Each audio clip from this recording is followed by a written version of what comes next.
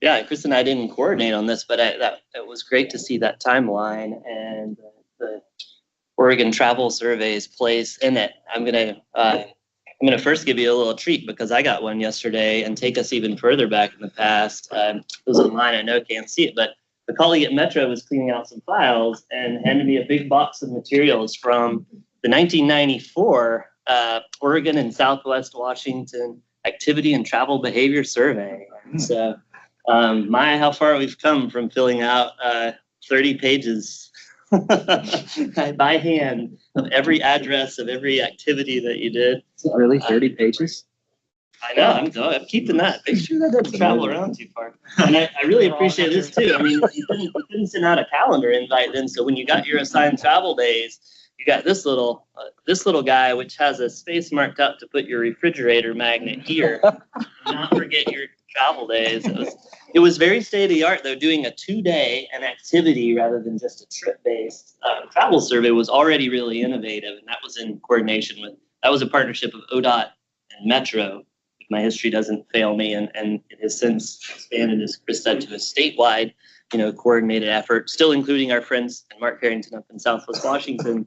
And then this is perfect. I'll bring us up to the present, and then Brian Lee from Puget Sound Regional Council is one of the programs we've been looking to, as part of the path toward our survey future, or a potential path forward to keep the survey state of the art. So, I'm glad to be here today to give you a quick update. Though, let me mention my fellow members of the leadership committee.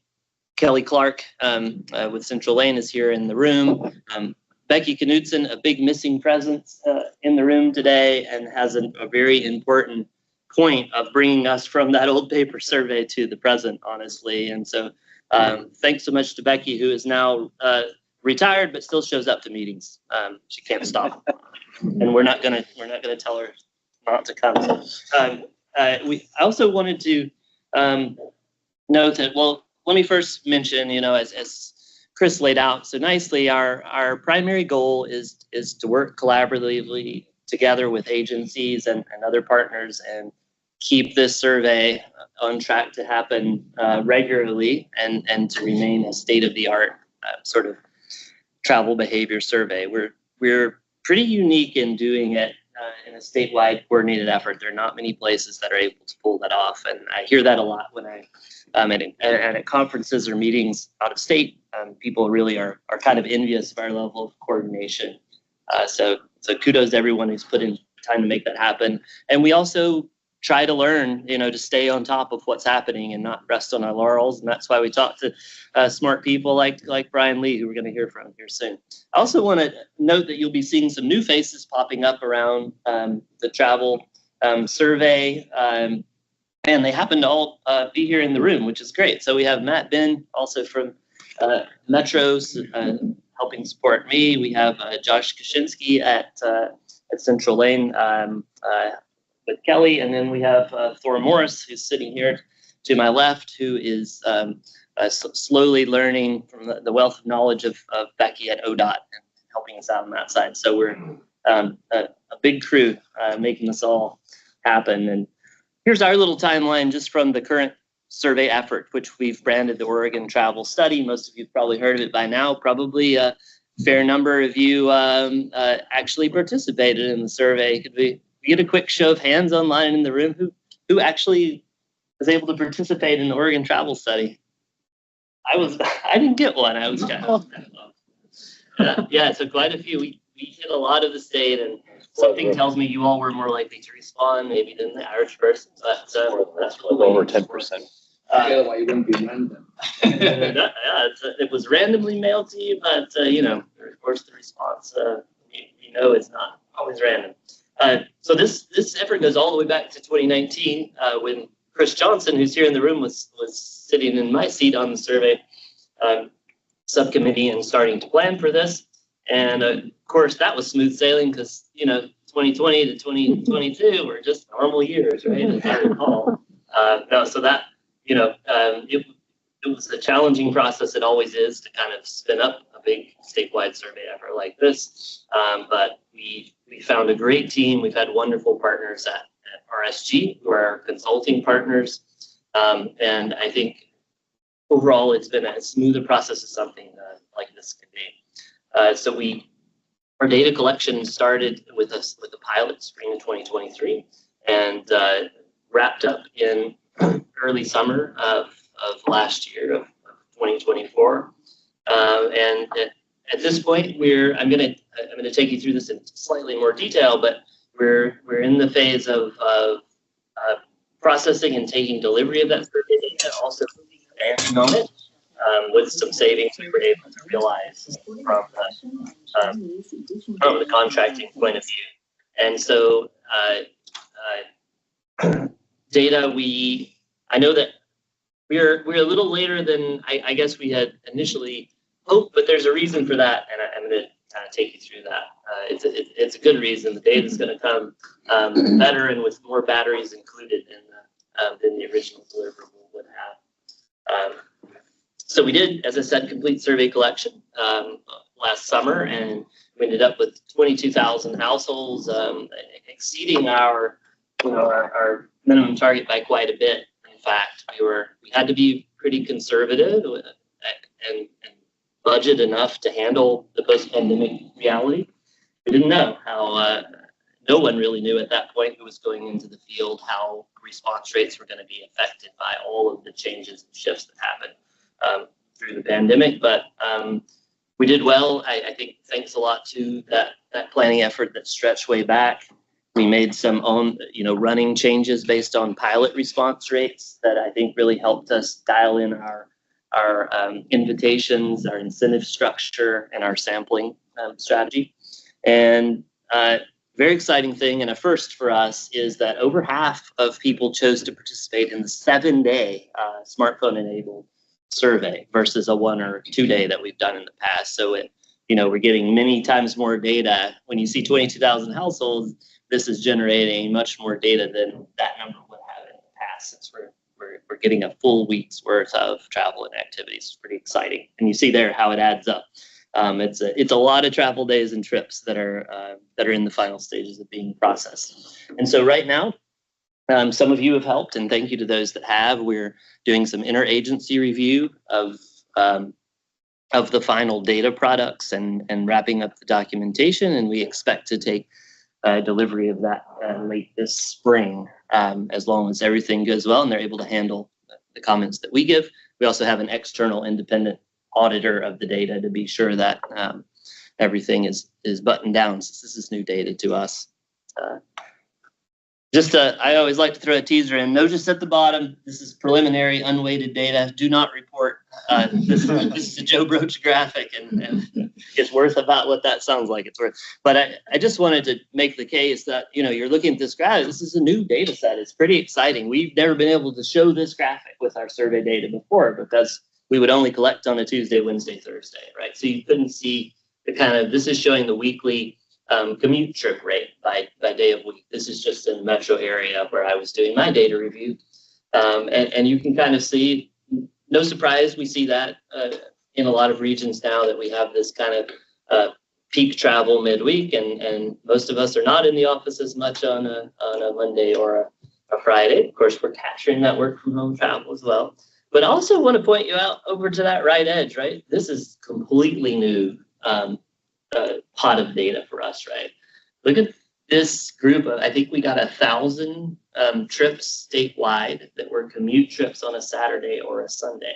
So this is a segment of the traveling population that we just were blind to from a survey point of view before, right? But they're users of the system and probably experience it really differently, especially from, say, a transit access point of view or a traffic point of view, right? So I think this is really showing that this is we're going to be discovering things we can do with this data set, I think, for a long time. I'm not going to talk through all these bullets, because I want to keep us moving, but I do want to remind folks with the project savings, and part of the reason that we stretched out our schedule a bit is we were able to execute an amendment to our contract to get quite a bit of other work done to enhance and extend survey data. And thanks a ton to Kelly and her team for, and also Becky's support with ODOT for handling this contract amendment. It's never simple, but we got it done. And I think the work is going to be of a lot of value. A lot of it is increased resources towards improving the data itself, recovering a lot of trips that in normal survey processing would just have to be thrown out. So doing some extra work to piece those back together and include them in the data set. And then increase support for a data visualization, an enhanced data visualization tool.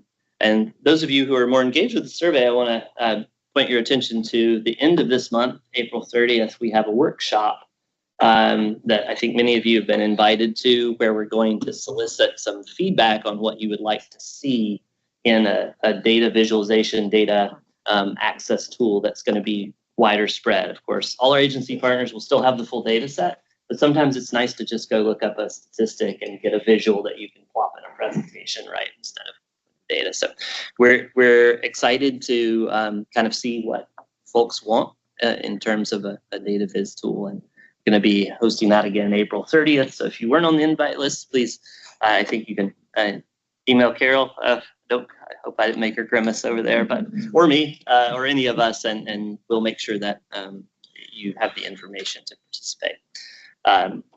We also have quite a few other studies, including one exciting one we heard about yesterday for the first time, the results of our in-depth interviews with lower SES households and less common travel patterns, including things like night shift work and using alternative modes, and just some fascinating insights there to inform policy and kind of guide us going forward. And we'll be presenting that more broadly, but we got kind of a sneak peek at the results of those. That was 100 households participated in the survey, signed on to do interviews, in-depth interviews with our consulting partners.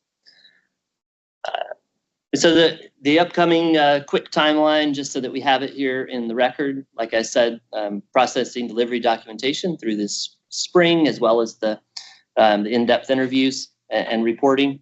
And then we're going to be working on that, taking feedback and working on the data visualization tool through the summer, and we'll have that hopefully ready to go live in the fall, although many of you will see it before. We have a value of time study. It's going to be the first large scale one, I think, that's local, that's Oregon specific. So that's going to be really helpful for the developing our new modeling framework, I think, to have some localized values of time rather than having to borrow them nationally. And then our enhanced survey process, we continue to coordinate closely with ABM development and Alex Bettinardi's team. Finally, sort of on the horizon, like I said, look out for additional opportunities to review. We have several things coming through for interagency review, and we're trying to identify kind of subject matter experts and stakeholders there. We're updating our data archiving and sharing plan, trying to make it easier for researchers and others to make use of our data. And I finally started planning for the future of the survey, and this segues nicely into our next presenter. We're looking at several peer agency techniques for instituting a more frequent, something like a rolling survey rather than every 10 to 15 years. That's kind of been our standard. I see one question in the chat. Let's see. When we have final data to use, change, save the world. Well, I don't want to promise when it'll be everyone's hands, but like I said, we're still targeting late this spring to accept delivery of the data, and then it's just figuring out, the archiving, dissemination, how to get the documentation to everyone. So I would hope sometime this summer that be available to folks like Josh to start making the world better.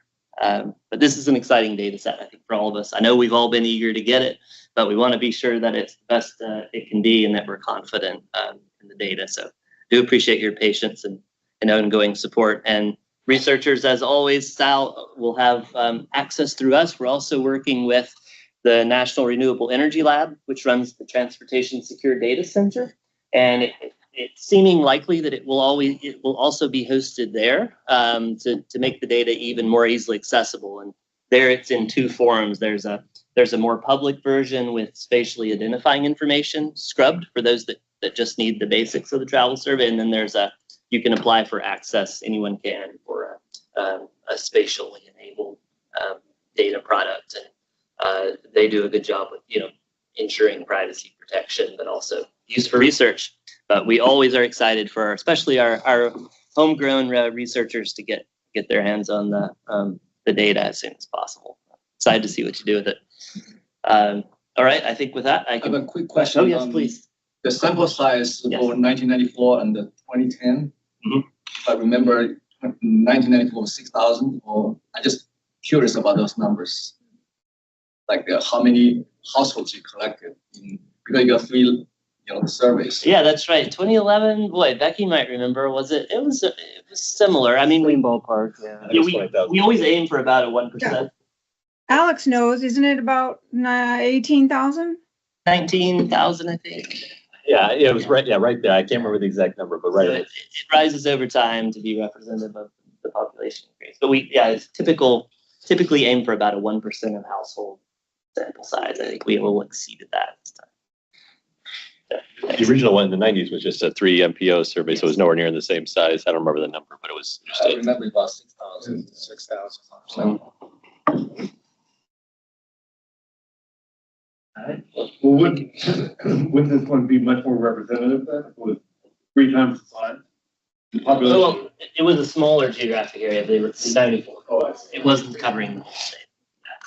So I'm not sure. I mean, we have made changes to the sampling strategy to try to make it more representative because there are groups that get undersampled. We aim for 1% in the state, but not everyone responds at the same rates. And each time we've implemented new strategic sampling strategies. In fact, in some cases this time, to try to get those hard to reach households, we exhausted the sampling frame. There were no more addresses to get within certain subsegments of say land use density crossed with socioeconomic. So we did a lot, which is one reason we're thinking about potentially different strategies than the one-shot huge effort where we can be even more strategic with reaching people who are harder to hear from, but are also users of our transportation system.